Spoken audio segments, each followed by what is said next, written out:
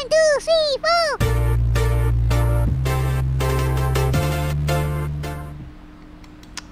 Halo Gunarwan dan Gunarwati, sekalian ketemu lagi ya di channel saya Gunar Os. Dan ya, kalau udah lihat thumbnailnya udah tahu ya kita mau ngobrolin siapa nih. Kita mau ngobrol tentang Martin Odegaard ya.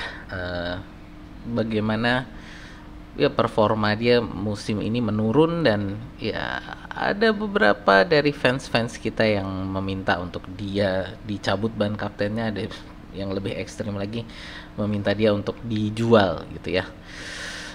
Sebelum kita bahas tentang Odegaard, perkenalkan dulu, channel saya adalah fans channel Arsenal. Jadi kalau teman-teman ngefans dengan Arsenal atau suka dengan konten-konten sepak bola semacam ini, boleh yuk di like, share, dan subscribe ya. Saat ini saya sedang mengejar 1000 subscriber. Jadi bagi teman-teman yang belum subscribe, boleh diklik tombol subscribe-nya, dipencet juga tombol loncengnya. Jadi setiap kali saya upload, teman-teman dapat info dari YouTube. Untuk video kali ini seperti biasa ya, karena saya rekam terlebih dahulu, jadi ini nanti akan tayang terlebih dahulu bagi para member kita, lalu 24 jam setelahnya baru akan dibuka untuk teman-teman yang lain ya, yang non member. Oke, kita akan langsung masuk ya ke pembahasan kita untuk Martin Odegaard ya. Sebentar. Oke ya.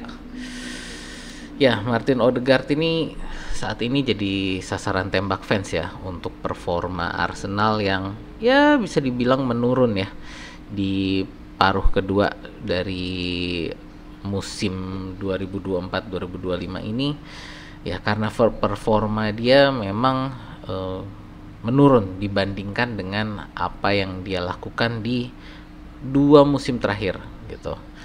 Tapi apakah kritik kepada dia ini adil? Karena dari saya banyak sekali yang bukan hanya mengkritik, tapi sudah sampai pada level ya kalau menurut saya menghina gitu ya. Apalagi meminta untuk ban kaptennya dicopot, lalu minta untuk supaya dia dijual gitu.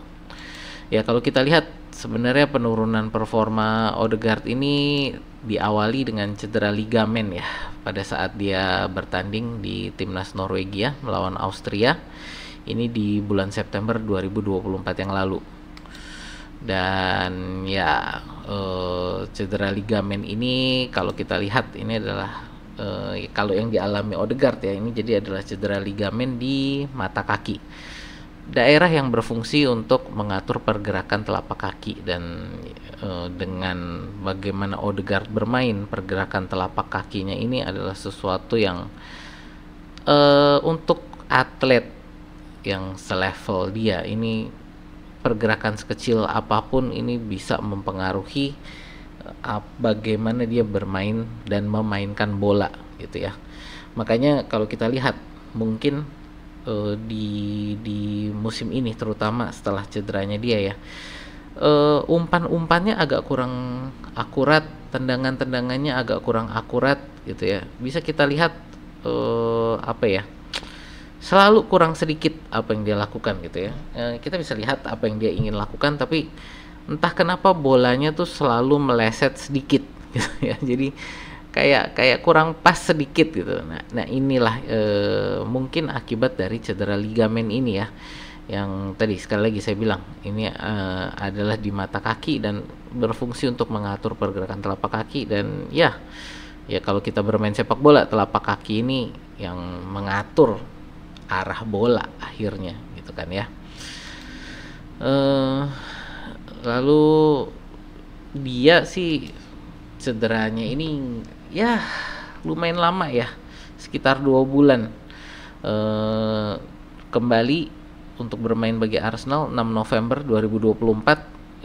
Waktu itu adalah kekalahan 1-0 melawan Inter Milan. Odegaard turun dari bangku cadangan, tapi ya tidak bisa membantu untuk membalikan keadaan. Ya nggak masalah juga, karena waktu itu ya kondisinya masih untuk di Champions League kita masih aman-aman aja lah ya gitu. Dan akhirnya pun kita bisa masuk di peringkat 3 di fase Liga Champions gitu ya. Dan masalahnya adalah setelah dia kembali dari cedera 2 bulan ini ya, dia masih belum bisa kembali ke performa terbaiknya. Masalah berikutnya adalah yang dia tadi tidak membantu juga gini kan. Dua rekannya yang di sisi kanan yaitu Ben White dan Bukayo Saka juga bergantian cedera dan hampir tidak pernah turun bersama musim ini ya. Jadi kalau kita lihat di dua musim lalu, musim 2023, 24 dan 2022-23, sisi kanan Arsenal ini memang sisi yang paling mematikan ya, sisi yang paling overpower banget dengan Ben White, Odegaard dan Saka ini sebagai trio sisi kanan kita yang ya build up-nya ini selalu terbangun dari sisi kanan.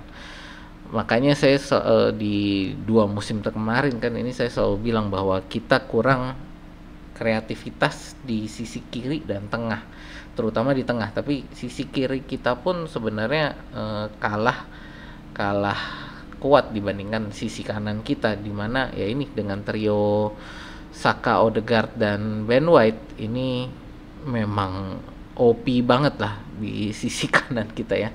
Nah, problemnya ternyata di musim ini sisi kanan kita ini bergantian cedera gitu kan, dari Ben White, lalu Odegaard, lalu Saka.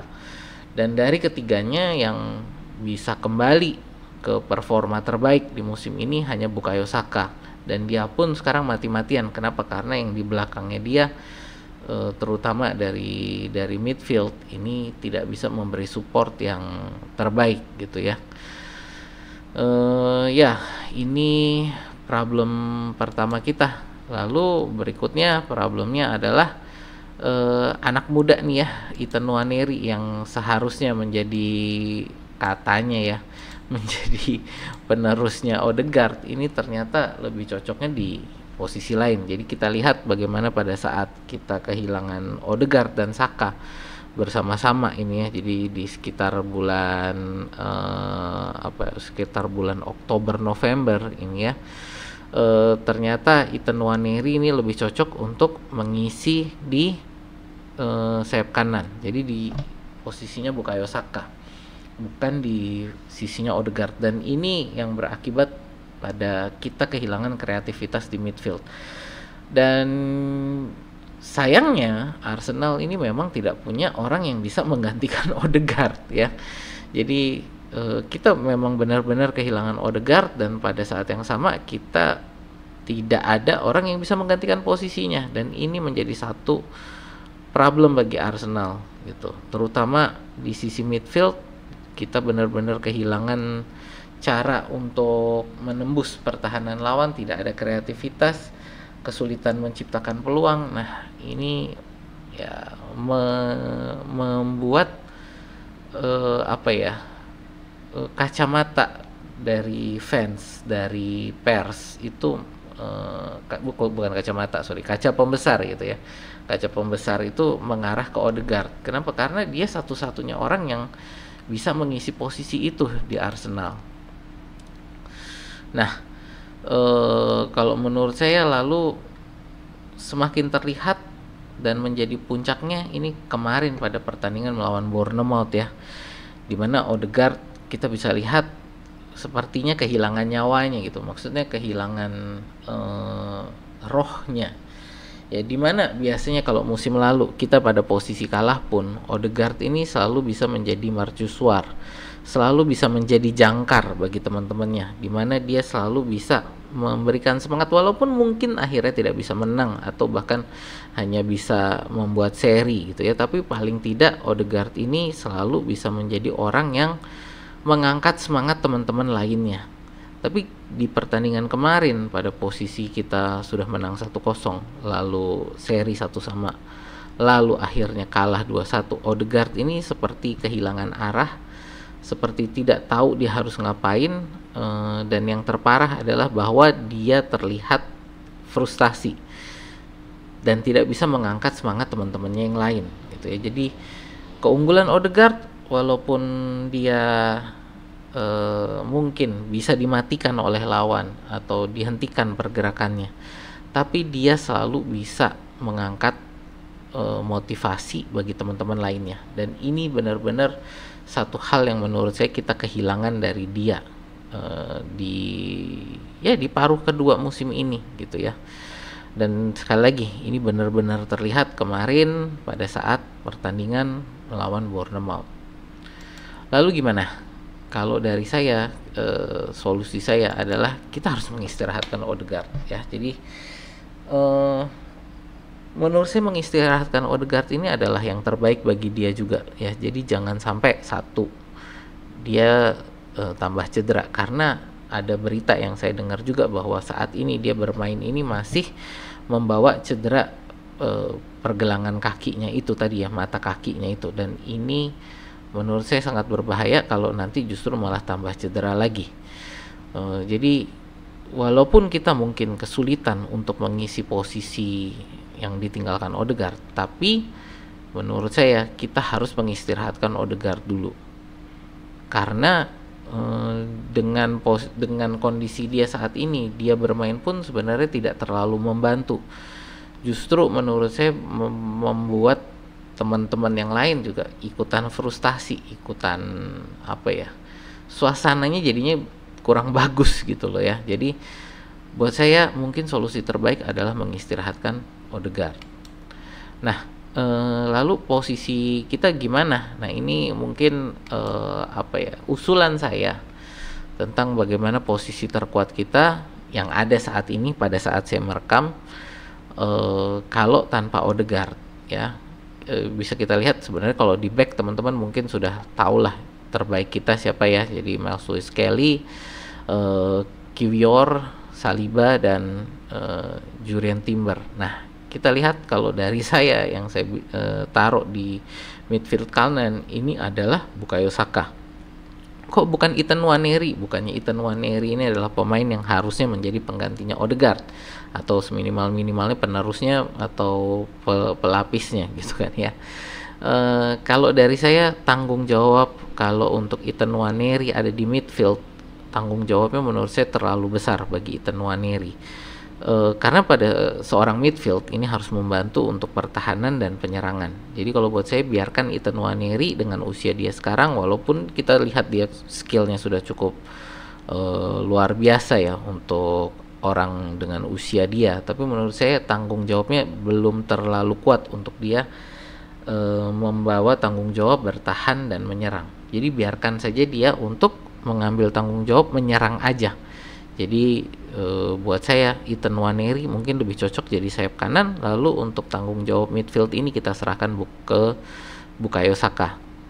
Untuk tanggung jawab kapten menurut saya pada saat Odegaard tidak ada di lapangan, tanggung jawab kapten ini ada bagusnya kita serahkan kepada Declan Rice. Dia juga kapten kan pada saat di West Ham, dan memang dia kalau saya lihat juga punya jiwa pemimpin. Jadi kapten di lapangan ini bukan saya bilang adalah untuk melepas ban kapten dari Odegaard, bukan. Kapten tim menurut saya tetap adalah Odegaard. Tapi untuk kapten pada saat pertandingan di lapangan ada bagusnya ini diserahkan kepada Declan Rice dulu. Ya, jadi kita membagi tanggung jawab ya, Saka sebagai midfieldnya yang mengambil tadi tanggung jawab permainan, lalu Declan Rice yang mengambil tanggung jawab kepemimpinan di lapangan gitu. Berikutnya ini ya penutup dari saya ya. Buat saya Odegaard ini adalah tetap kapten fantastik kita, dan ya kalau kita lihat di komik-komik, kita lihat di film-film superhero ya, ada saatnya ketika superhero kita ini dia mengalami kelelahan, dia capek, dia kalah gitu ya. Lalu siapa yang memberi semangat? Yang memberi semangat adalah orang-orang di sekitar dia, para orang-orang biasa ya, yang menjadi warga normal, itu yang memberikan semangat. Nah, ini pada saat ini menurut kita bukan kita harusnya berteriak-teriak untuk mencopot ban kapten atau menjual dia atau memaki-maki dia.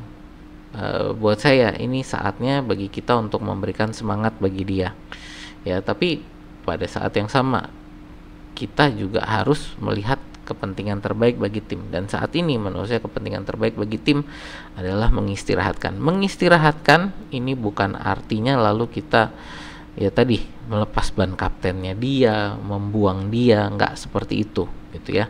Tetap kita di sini memberikan semangat kepada Odegaard. Dia adalah kapten fantastik, dia kan kapten fantastik kita, dan sebagaimana dia biasanya memberikan semangat kepada kita, ini adalah saatnya kita memberikan semangat bagi dia gitu ya. Walaupun dia mungkin nanti di bangku cadangan, ini adalah saatnya bagi kita untuk memberikan semangat, untuk membiarkan dia beristirahat dulu, mengisi kekuatan dia dulu, menyembuhkan luka-luka fisiknya dia, atau bahkan mungkin aja ada mental block gitu. Ya itu sih dari saya tentang Odegaard ya saat ini, yang ya performanya mungkin lagi menurun, performanya mungkin lagi kurang baik, tapi pada saat yang sama ini adalah saatnya bagi kita untuk mendukung ya Odegaard dan para pemain yang lain di lapangan. Ya itu sih teman-teman pembahasan saya ya, ini untuk Odegaard, dan saya harap ini juga memberikan inspirasi kepada teman-teman. Ya janganlah kita seperti fans-fans sebelah yang berteriak-teriak menghina pemain mereka pada saat mereka dalam kondisi yang lagi tidak dalam kondisi terbaik gitu ya. Itu aja dari saya. Terima kasih untuk teman-teman yang sudah nonton sampai selesai. Terima kasih yang sudah like, share, dan subscribe. Terima kasih juga bagi para member. Video ini akan tayang sehari lebih cepat bagi para member. Nanti setelah 24 jam teman-teman yang non member bisa nonton juga ya. Jadi tidak akan saya blok semuanya gitu. Oke, itu aja dari saya. Terima kasih. Sampai jumpa di video kita berikutnya ya.